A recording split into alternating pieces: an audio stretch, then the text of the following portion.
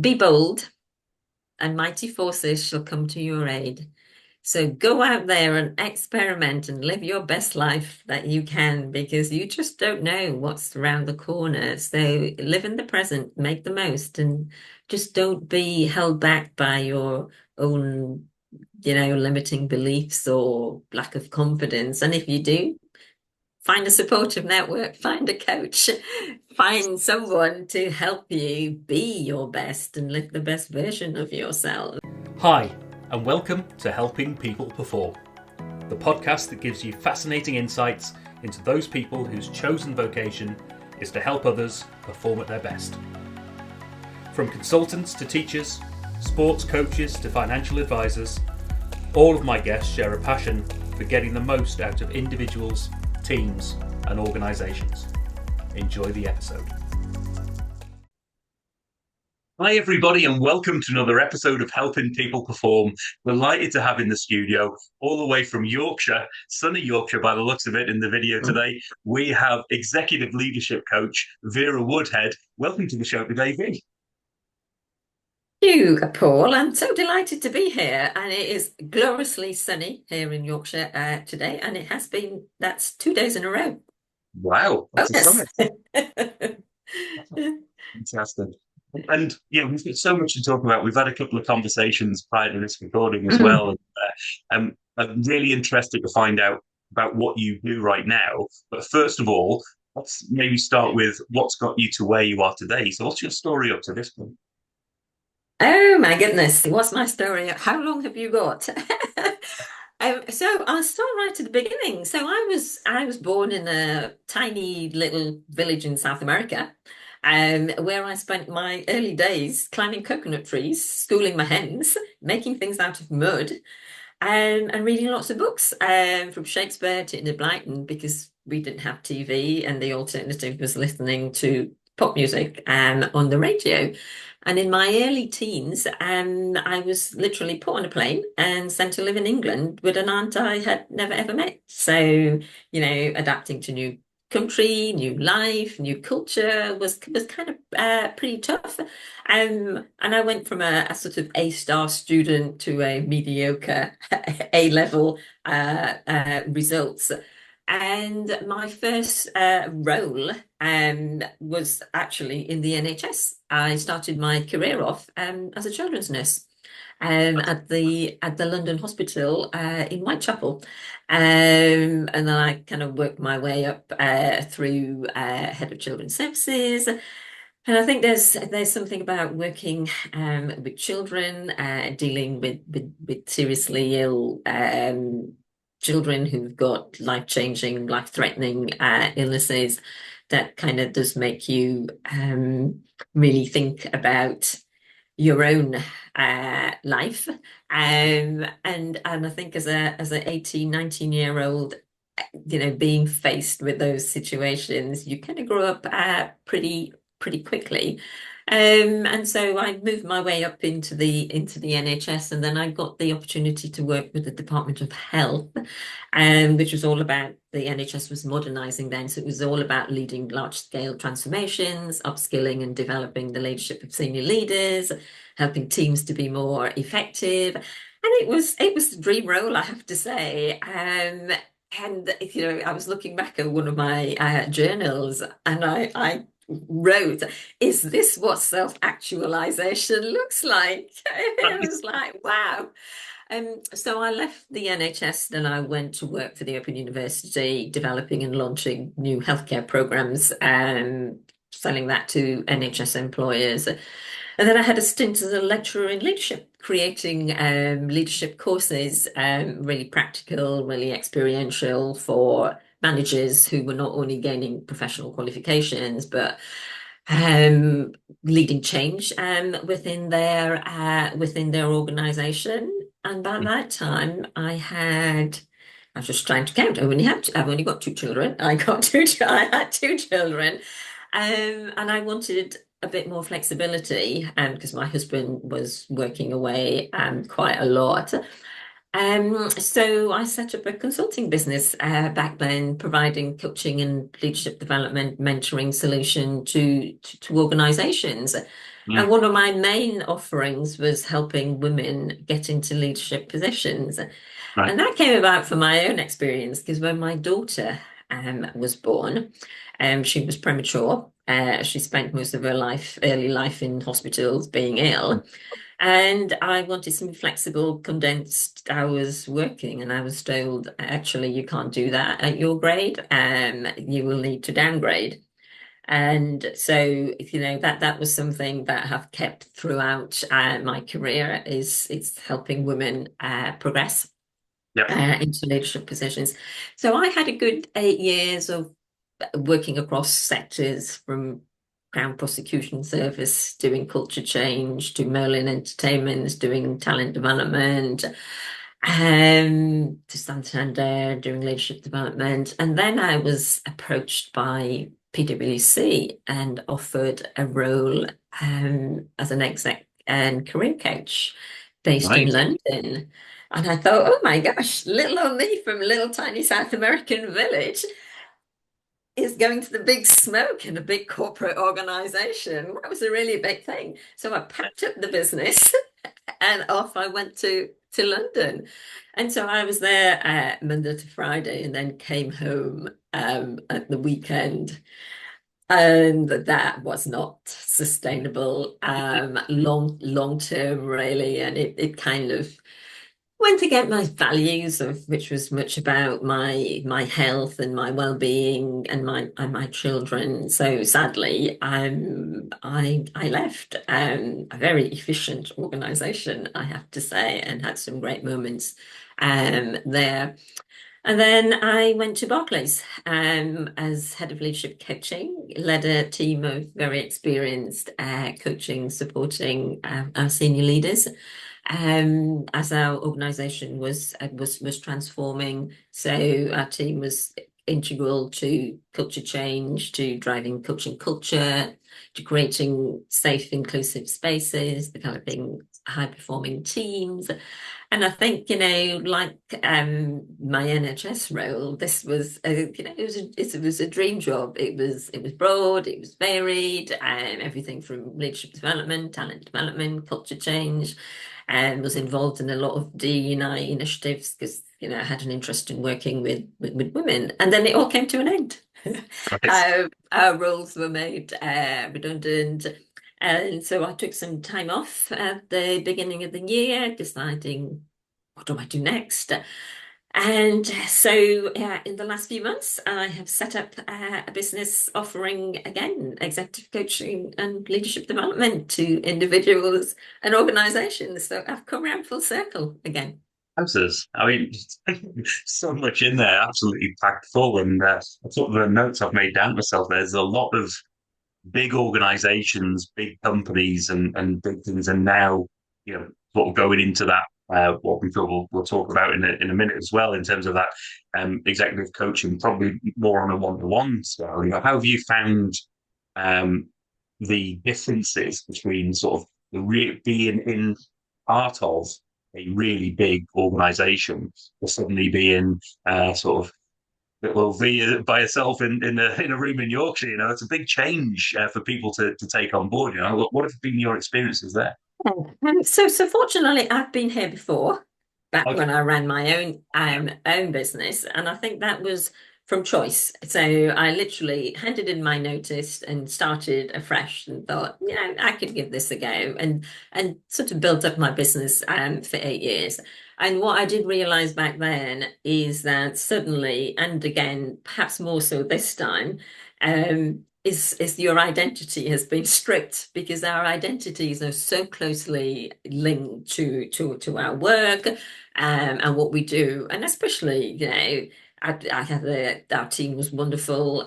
We did some great work, and so having all of that kind of stripped away.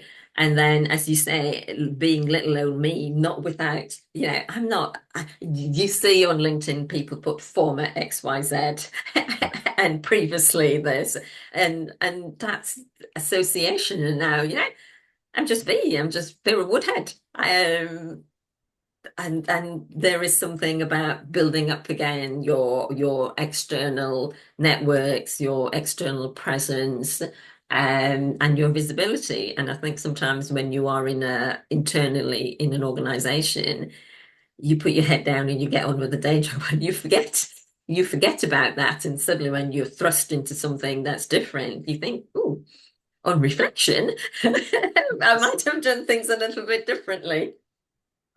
I found, because I've been through that transition myself, Yeah. and it's one of the bits that shocked me was the realization, and maybe you did this before in your previous own consulting role, which is going from having all the work brought to you, Mm. that being a big part of actually after finding the working position of the Yes, work. yes, That's yes. it. That to me was a huge change, and what I thought I was prepared for, but certainly wasn't. And I think, going out as an independent consultant, you leverage skills you didn't think you have. And I think one of the things about, running your own business, or, you know, it's your entrepreneurial skills just kick in, you have to do things because for a financial reward, for leading a purposeful life. Yes. So the impetus to move on is much is much more stronger, but also to take risks as well. Yeah. And to really think about, I can't be stuck where I am, so I have to do things differently. And so that's where your networks comes in, isn't it? It's about, having people around you who can lift you up and who can support you. Yeah. No, definitely. I mean, huge learning for all of us out there in this space. But the other note that I put here was, I've reflected on this in the past, and I'd love your thoughts on the value that is missed, particularly by big organizations historically, and Mm, maybe it's changing. The value that's missed in the people who leave because of the lack of flexibility. It's like, would you rather 3 days of awesome value of V, mm, or would you rather yes. 5 days of mediocre value from somebody who isn't as good? It's like, what's that? I do think that businesses, by virtue of how they've set themselves up, are missing Mm. out on the value of their people and the goodwill and everything else that comes with it. I'd just love to hear your thoughts on that one in terms of, are we making progress? Are we still got a challenge ahead of us? Where are we at? It's really difficult, and I think hybrid working is difficult for a lot of organizations. Mm. Because you're neither in the office and you're neither at home.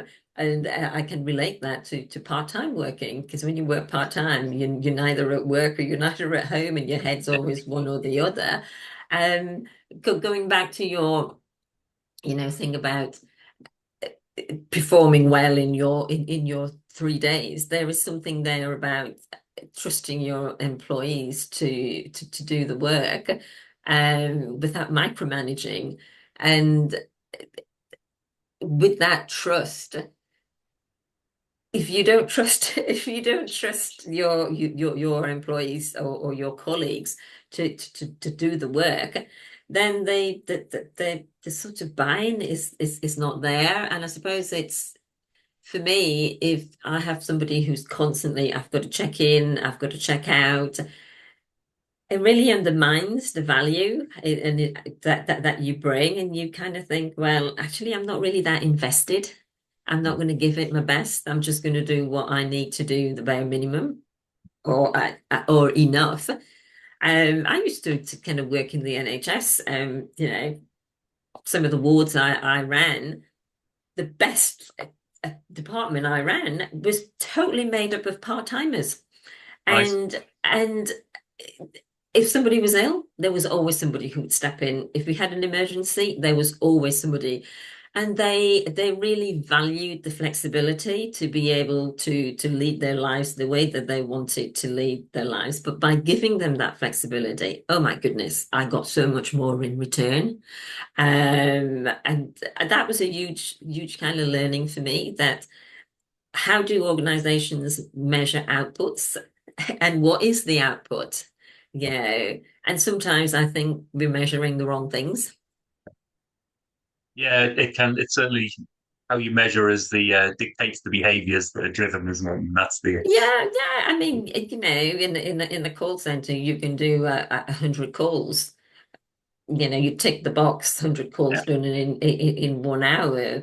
But what's the outcome of that? What's the customer satisfaction of that? What are all the other things? What did that lead to? So, I think that there's an opportunity there for organizations to really think about what kind of environment they want to create. And I think bigger, larger corporate organizations are very clunky mm, just yeah, because of their size. yes, yeah, certainly. And maybe that brings us nicely into then, in terms of what you do today, and who do you help and how do you help them? What does Vera Woodhead coaching look like? So Vera Woodhead is interested in change. Anybody who is so leaders that are navigating change and transitions. Senior leaders who are, leading strategic change. And when you are leading change, you have to maintain high performance whilst innovating, and that's quite difficult. That's quite difficult to do. Emotionally taxing, mentally taxing. You also have to build a team that's aligned, and that can drive results and growth, because no one person can get results on their own. Also work with leaders who are really trying to make a bigger impact. They want to Right. elevate their effectiveness, their influence, their presence. Perhaps they're transitioning into higher leadership levels, or broader leadership roles. And as I kind of mentioned before, really passionate about, supporting women to get into senior leadership positions. And I have to say, being in the corporate world for the last 10 years, when I exited my business, things haven't changed that much. When I was Mm, supporting, women to get into senior leadership positions, the dial hadn't moved that far, from all the reports that have come out from McKinsey and their, gender equality reports, and it'd be another 50 years or so before we get to gender parity. And yeah. this year, I had the opportunity to be part of the UN Women UK Commission for the Status of Women, and that's Mm, where all the United Nations come together, and they kind of discuss what's the key priorities and the key themes impacting gender equality across the globe. And that again, really sort of fired up that motivation yeah. to support women who are getting into leadership positions. And so, in terms of change, I think for me, it's really thinking about people who want to do something different, who want to be different, who want to do more, to be more, because we can do more, but also can we be more in ourselves in terms of our impact, our presence, our influence, and not just for ourselves, but for our teams, for our children, for our society, for our people. So people who are bold, people who are innovative, come and work with me. And people who are not conventional, innovation means risk. It means doing things differently. So, working with organizations that are scaling, that are transforming, that are undergoing culture change, um, it's that's my bag, because I think change often a lot of change fail. We all know we all Yes. we all know that a lot of organizations have been doing things what they've been doing for decades, for some organizations, centuries. And, you can change systems, you can change processes, but unless you work with people to change how they think and how they behave, actually you're not going to get anywhere. So it's a really shifting mindsets as such. And I love that, that little tale. Don't know if you know it, by is it Hamel and Prahalad, about the tale of the four monkeys in a cage. So there's four monkeys in a cage. They have to climb up some steps to reach the bananas, which is hanging from the roof. And every time they climb up the steps, they get blasted with some cold water, and so they can't reach the bananas. So after a while, they just give up. They thought, I'm never going to get there. So they removed the hose and replaced one monkey, took one monkey out, put another new monkey in. So the new monkey goes up there and it's like, I'm going to get to the bananas. And the others are going, no, no, no, no, you can't do that. It's not the done thing to do. It's not what we do around here. And eventually they replaced all the monkeys and replaced the hose, but the monkeys still wouldn't go to the bananas Like, because it's ingrained. It's learned it's behaviour, it's our ingrained sort of mindsets yeah. Mm. dictates our behaviors. Our mindsets are our values, our attitudes, our implicit biases, and those are the things that shape our actions. Mm. Often in ways we don't often realize. And so that's where coaching comes in, helping people to shift their mindsets, helping leaders to help their to role model those behaviors to help drive their teams forward. And change is emotionally taxing, it's psychologically taxing, it's physically taxing. So if you want to maintain high performance, which most people do, they want to retain their star ratings, their bonuses that they get. So you have to perform, but then you also have to drive the change.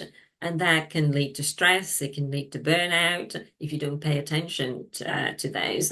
So it's about how do you carve out time, how do you make time for building your resilience, um, for for really thinking about how you do those self-care types of things. So that's where I'm focusing. I'm also focusing on teams because I worked in the NHS, and we've had this conversation. If you did work as a team in an NHS, your patient dies. So team working is crucial. I did my research on team effectiveness when I did my master's in coaching. I've coached about 70 teams over the last couple of decades or so. Um, and I passionately believe that teams are the way forward. There's a lot of things about individual development, but not so much about team development. Yes. And organizations, cannot innovate change without teams. Because, Mm. innovation is a team sport. It's not a lone star. And so you need to build collaborative teams. So I spent most of this year working on my build team model. I don't know if you've come across Ken Wilber. Ken Wilber is this really influential, I think, amazing, amazing person who came up with integral theory. And basically, he wanted to put everything about everything into the theory of everything. And Okay. he came up with this all quadrant model, and so I've tried to do I've tried to do that with my build framework. So build really stands for it's five areas. So it's bond. It's how well do we understand, trust, and connect as a team. Yep. Unite. How effectively do we collaborate, communicate, and resolve conflicts? Inspire, how aligned are we with our purpose, our stakeholders? Learn, thinking about how committed are we to learning, adapting, celebrating individual and team success. And then develop, how dedicated are we to innovation and continuous improvement, and the kind of cycle goes around. So I've drawn on everything from Amy Edmondson to Google's Project Aristotle to Edgar Schein's work, and I've tried to condense it all and built a model, but also built a team diagnostic as well, which helps teams to think about to benchmark where they are. Mhm. Um, and then from that, able to provide some really actionable tips and strategies. This is way that you can do in these different areas. So I'm super Yeah. excited. Yeah. It's out currently in use. So I'm waiting for some feedback from that. So Super. yeah, I'm excited to see where that takes me. Yeah, I mean, anybody who knows me and knows the show knows that I love not only a Yeah. good framework and model, but also a good acronym as well. And I love that Build Oh, acronym. yeah. Yeah, Uh, yeah. It's like Bob the Builder. So I do a lot of work with Lego, okay. and so it's the kind of building blocks that I came from there. And also I have arms. So arms is my element of my individual coaching, which is really about authenticity. How do you maintain your authenticity whilst you're driving change and whilst a lot of things are happening around you? How do you build your resilience? And how do you really tune into a growth mindset? And how do you do self-care? And I think once you have developed and banked enough of that, then you can go out and you can innovate and you can change and you can do things. You can get out of your comfort zone and make the world a better place, make your team a better place, make your organization a better place, make yourself a better place. Oh, Place, well. person. And, Person, and not place. and who wouldn't want that? And ultimately, because what I love, it all ties back into the very theme of the show, which is helping people perform. And that whole piece is about giving the tools, giving the frameworks, giving the diagnostics and the tips and Mm, tricks, everything that sits around. Not only, it's not just a case of we want you to perform better, but this is yes. how what we're doing now that are the Mm, building blocks yeah. to get us there, and what Yeah. we Yeah. can do to enhance those so that we can perform better. I think there's Mm, so often my experiences have been that, yeah, I've given people the targets, I'm giving people the elements, I've given them even the systems or the mm, think of the tools, the yeah. technological systems to deliver, Yes. but actually, have you given the building blocks about how to be Yes. resilient around that and have Mm. the self care so that they don't burn out in the process? So lovely. I love the work that you're doing, Ian, and I think there's a lot to be gained for anyone out there who is in that space and is looking for support. So um, I'm gonna. There's a question that I always ask my guests, which is, what do you do to help yourself perform? So you're spending all of this energy helping others to perform their best. What works for you in terms of helping you to stay at your best so that you can help others perform? So performances for me is very multifaceted. It's our physical health, our emotional health, our spiritual health, well-being, and so that means exercising, sleep. I have to say, so having worked in the NHS and done shifts, I used to pride myself a little bit like Margaret Thatcher. I only need 4 hours sleep, but as I got older, I was like, I'm going to stay in bed for 8 hours. Um, so I have always so I live on the moors. I always had gun dogs. Always ran in the pandemic. That first pandemic when we had those glorious sunshine, I was out doing 10 miles every day because it was wow, it's just amazing. And Yeah. then I injured my hip, so I couldn't run, and I spent 18 months wallowing about I couldn't run and how poor me, because I'm not very coordinated. And then I had to shift my mindset because I had to do something. And I joined the gym and I took up strength training. And it was like, oh wow. And so I've been strength training and that's been great. I also do yoga. And again, if you've told me 10 years ago that I'd be doing yoga and it would make me a better coach, I would have laughed at you and rolled my eyes. But it's definitely helped me to be more present, more in tune with my body. And I think also, having close network of people, peers. I also engage in supervision for my own work. Still journal, and I think that also helps me to kind of be my best and getting a lot of sleep. So I have a like 90-minute sleep routine to ensure I get the 8 hours that I need. Yeah. And I think that just all helps me because I think performance is not about one thing. It's No. about a multitude of things that come together. Mm. And for us to be at our best, um, so you can lose sleep for a day, but if you lose sleep, you have physical injury. You're not sort of lowering your stress. You don't have a supportive network. Then the whole thing collapses. Yeah. No, some great advice there for everyone to keep that focus, that self care aspect as Mm, well, because ultimately it leads back to the performance, and if you lose track of it, it yes. does have an Mm, impact. And a couple of quick fire questions then, in terms of if mhm. you with your skill set, with your experience, with your expertise, if you could work with any individual or team or organization where you think you could really help them to perform better, who would you want that to be?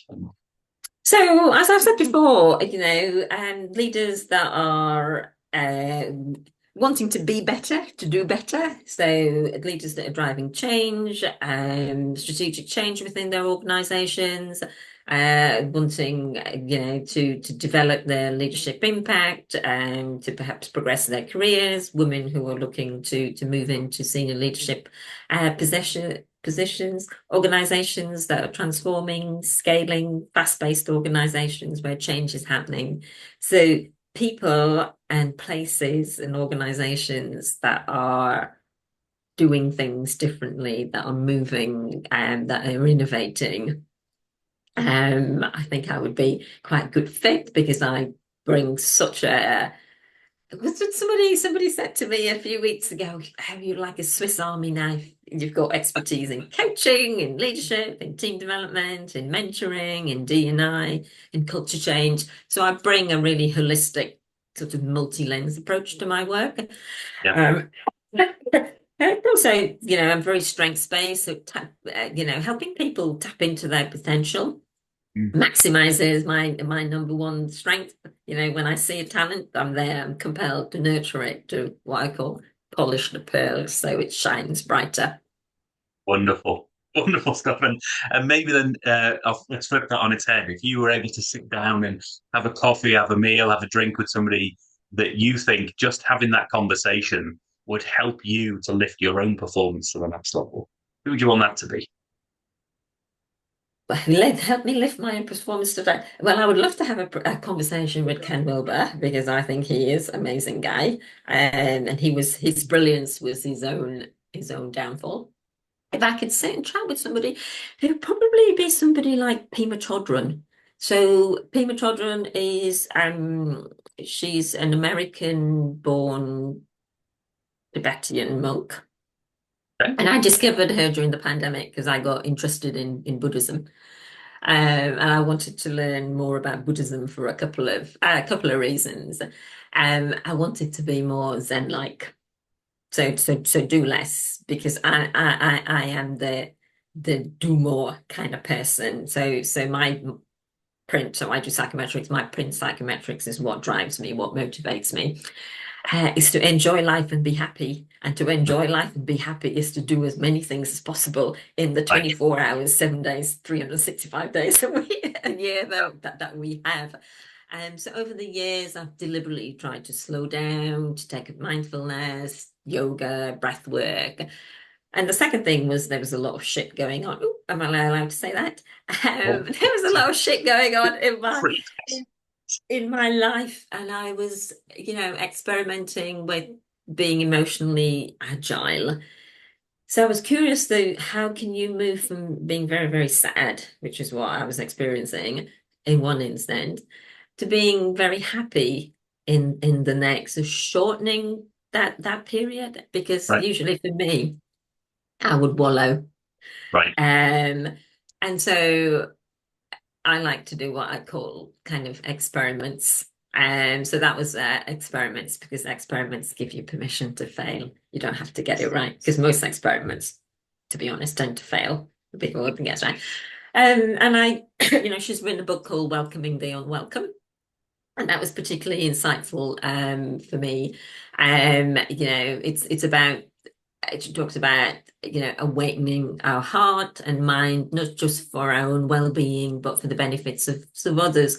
So through that, I've got better at feeling my feelings, really acknowledging them, leaning into them, sitting with them, being self-compassionate. So don't beat myself up.